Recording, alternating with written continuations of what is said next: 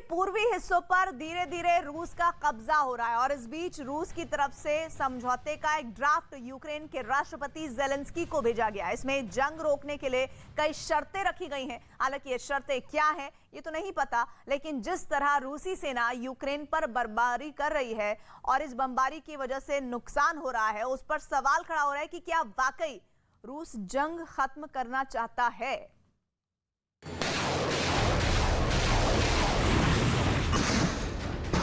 एक तरफ यूक्रेन में भीषण जंग, दूसरी तरफ शांति वार्ता की पहल। एक तरफ यूक्रेन पर कब्जे का प्लान, दूसरी तरफ पुतिन की नई नई शर्तें।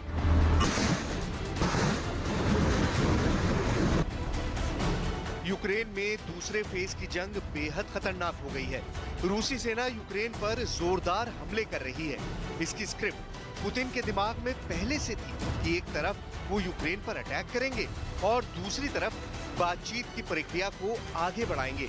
हालांकि जेलेंस्की युद्ध खत्म करने के लिए बातचीत को तैयार है, लेकिन पुतिन की नई शर्तों से शांति वार्ता लटक सकती है।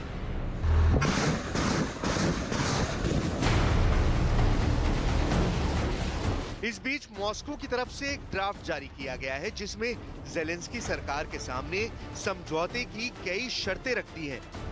हालांकि शर्तें क्या हैं उसकी जानकारी नहीं दी गई है, लेकिन क्रेमलिन के प्रवक्ता दिमित्री पेस्कोव ने कहा कि अब गेंद यूक्रेन के पाले में है। Президент говорил об этом, выступая на космодроме, что действительно украинская сторона постоянно.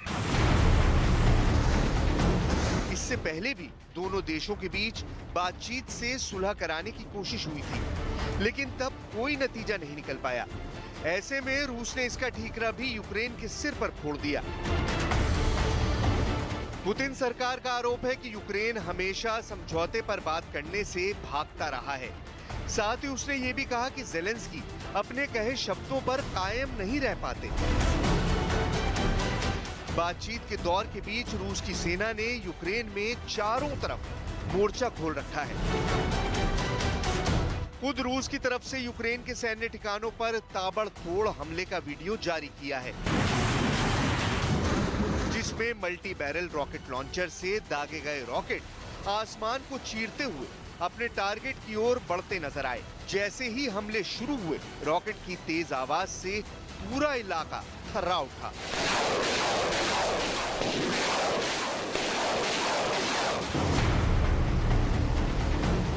देखते ही देखते करीब 15 राउंड फायरिंग हुई, जिसके बाद आसमान में सिर्फ रॉकेट ही दिखाई दिए। हमले के बाद की कुछ तस्वीरें भी सामने आईं, जिसमें कुछ इमारतें बर्बाद दिखी और चारों तरफ उनका मलबा पड़ा नजर आया।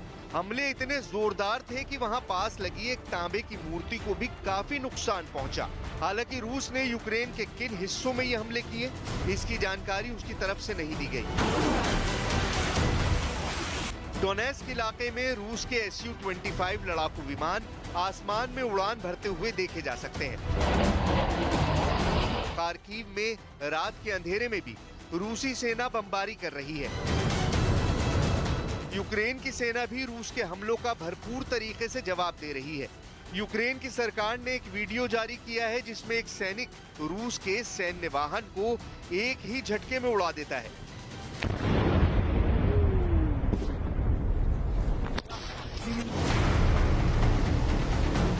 यूक्रेन के ताजा हालात की बात करें तो इस वक्त रूसी सेना का लुहांस्क पर 80% कब्जा है, जबकि डोनेस्क इलाके पर भी 80% रूसी कब्जे का दावा किया जा रहा है। वहीं मारियुपोल पर किसी भी वक्त कब्जे का ऐलान हो सकता है, जबकि डॉनबास, खार्किव और अन्य इलाकों में रूसी सेना लगातार एयर स्ट्राइक कर रही है। जंग के बीच यूरोपियन परिषद के अध्यक्ष चार्ल्स मिशेल ने यूक्रेन का दौरा किया। अपने इस दौरे में वो सबसे पहले यूक्रेन की राजधानी कीव पहुंचे, जहां यूक्रेन के राष्ट्रपति ने हाथ मिलाकर उनका स्वागत किया। इसके बाद दोनों गले भी मिले।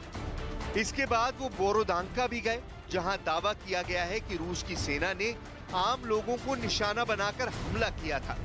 इस दौरान उन्होंने वहां हुए इस भीषण नरसंहार पर दुख जताया। उनका ये दौरा ऐसे वक्त में हुआ जब अमेरिकी नेताओं का भी दौरा होने वाला है।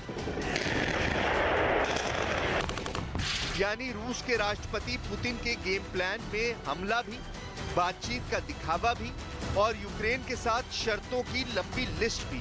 इससे लगता है कि पुतिन अभी युद्ध रोकने के मूड में बिल्कुल नहीं है।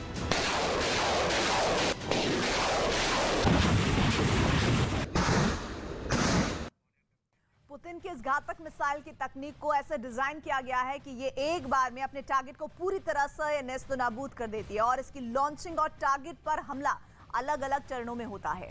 साथ ही इसमें पहला चरण है मिसाइल की लॉन्चिंग, दूसरे चरण में ये मिसाइल अपने फ्यूल टैंक से अलग होती है, यानी इसका वॉरहेड कैप्सूल फ्यूल टैंक से अलग हो जाता है। तीसरे चरण में वॉर करने के लिए जो वार करना होता है उसके लिए ये मिसाइल खुद को तैयार करती है और इसके लिए इसके वॉरहेड पर लगा कवर इसके से अलग हो जाता है। और चौथे चरण में मिसाइल का वॉरहेड हमले के लिए पूरी तरह से तैयार हो जाता है और ये तेजी से अपने टारगेट की ओर बढ़ता है। पांचवा और आखिरी चरण है टारगेट पर अटैक। खास बात यह है कि इसके वॉरहेड के अंदर मल्टीपल वॉरहेड होते हैं जो टारगेट पर गिरने से पहले अलग अलग होकर बिखर जाते हैं और अपने टारगेट को पूरी तरह से तबाह कर देते हैं। सबसे खास बात तो यह है कि ये वॉरहेड न्यूक्लियर हथियार को भी ले जाने में सक्षम है। अब सोचिए कोई ऐसी मिसाइल जिसे कोई भी anti missile defence system detect नहीं कर पाए और वो न्यूक्लियर हथियार से लैस हो जाए, वो दुनिया के लिए कितना बड़ा खतरा हो सकती है।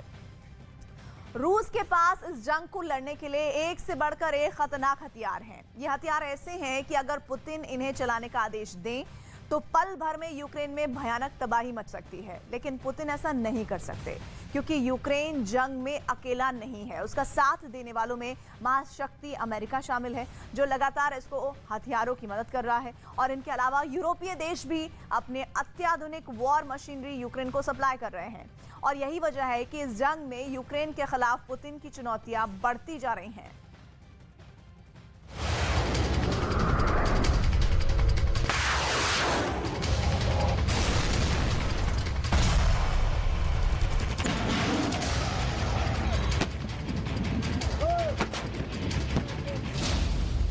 हमले से बचना नामुमकिन है, जिनके अचूक वार का कोई सानी नहीं, जो रूस के लिए सबसे बड़ी चुनौती है, जो यूक्रेन के लिए सबसे बड़ी ताकत है।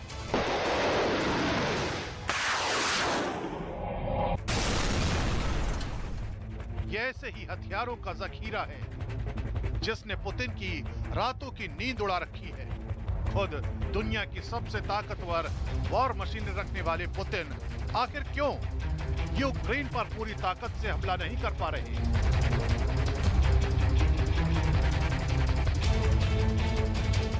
इसे समझने के लिए हमें उस यूक्रेन के रक्षा कवच को समझना होगा जिसे एक साथ खुद कई देशों ने मिलकर तैयार किया है।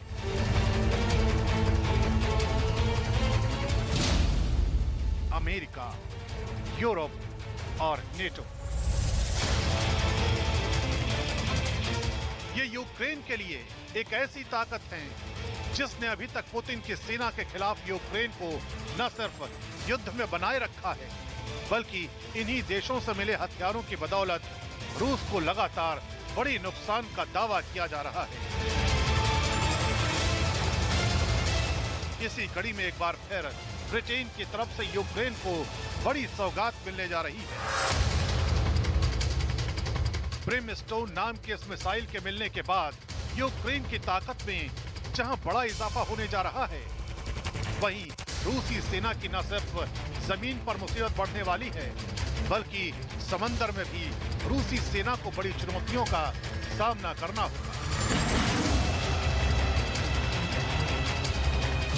ब्रिटेन से मिलने वाली इन करने के लिए यूक्रेन को 18 हावित्जर तोपें देगी। अमेरिका ने आशंका जताई है कि रूस अब और भी घातक हमले की तैयारी में जुटा है और इसी खतरे से निपटने के लिए उसने यूक्रेन को ये तोपें देने का फैसला किया है।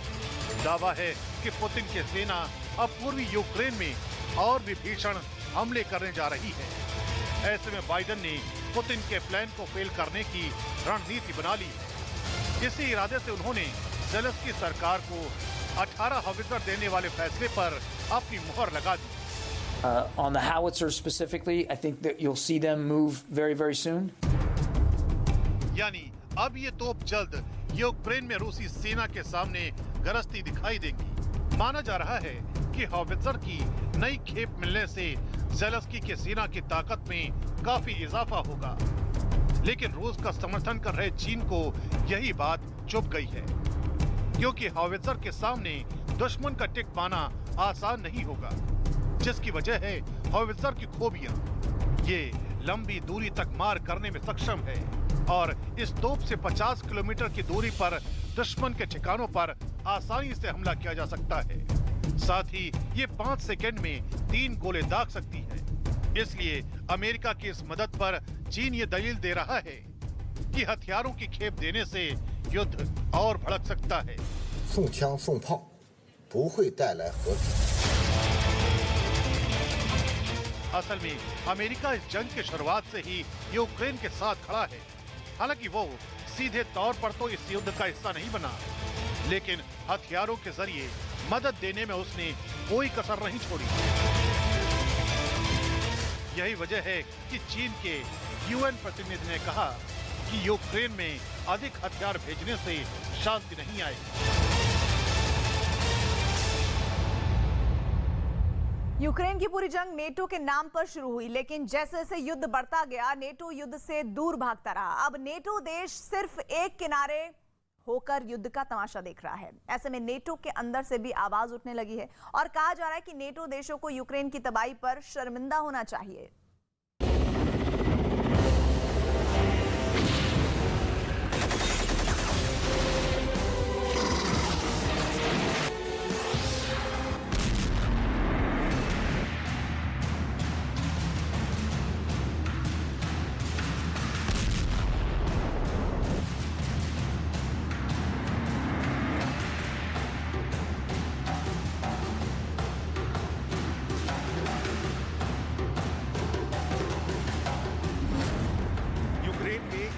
जंग लड़ी जा रही है, मगर नेटो चुप है।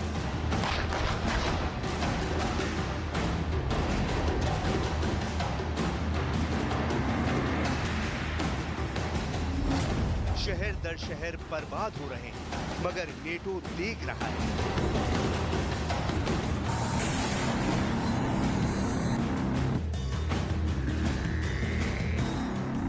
महिलाएं और बच्चे मारे जा रहे हैं, मगर नेटो लड़ने को तैयार है।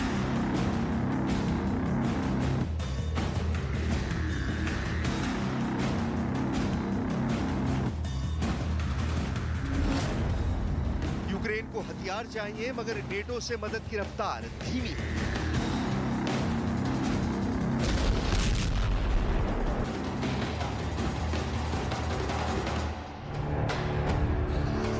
रूस के राष्ट्रपति व्लादिमीर पुतिन के खौफ के आगे नेटो कमजोर नजर आ रहा है। ये दावा किया है ब्रिटेन के जनरल रहे रिचर्ड बैरन्स ने, जिन्होंने नेटो पर जमकर हमला बोला है। उन्होंने कहा कि यूक्रेन में हर दिन बीतने के साथ जंग और विध्वस्त हो रही है, जिसमें लगातार लोगों की मौत हो रही है।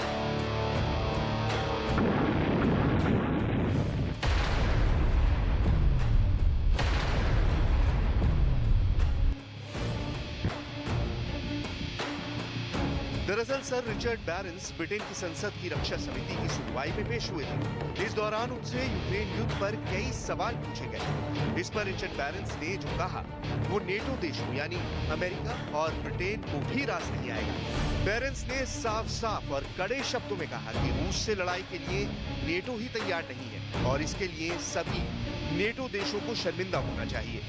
हालांकि नेटो के सभी देशों की ताकत मिला दिया जाए तो वो रूस पर भारी पड़ेंगे, लेकिन यूक्रेन में भारी तबाही के बाद भी नेटो देश एक साथ मिलकर इकट्ठा होकर रूस को सीधी चुनौती नहीं दे रहे, यानी सीधी जंग में नहीं उतर रहे। इसके पीछे वजह यह दी जा रही है कि नेटो के कई देश रूस के लिए अभी भी सॉफ्ट कॉर्नर रखते हैं। इसीलिए पुतिन के मुद्दे पर नेटो दो फाड़ भी हो सकता है। इस बात का डर नेटो को सता रहा है। लेकिन रिचर्ड बैरन्स का कहना है कि नेटो का युद्ध नहीं लड़ने का कारण चाहे जो भी हो, उसे तुरंत यूक्रेन की युद्ध स्तर पर मदद के लिए आगे आना चाहिए, और वो भी तब जब नेटो के मुद्दे पर यूक्रेन मानवता के लिए जंग लड़ रहा है।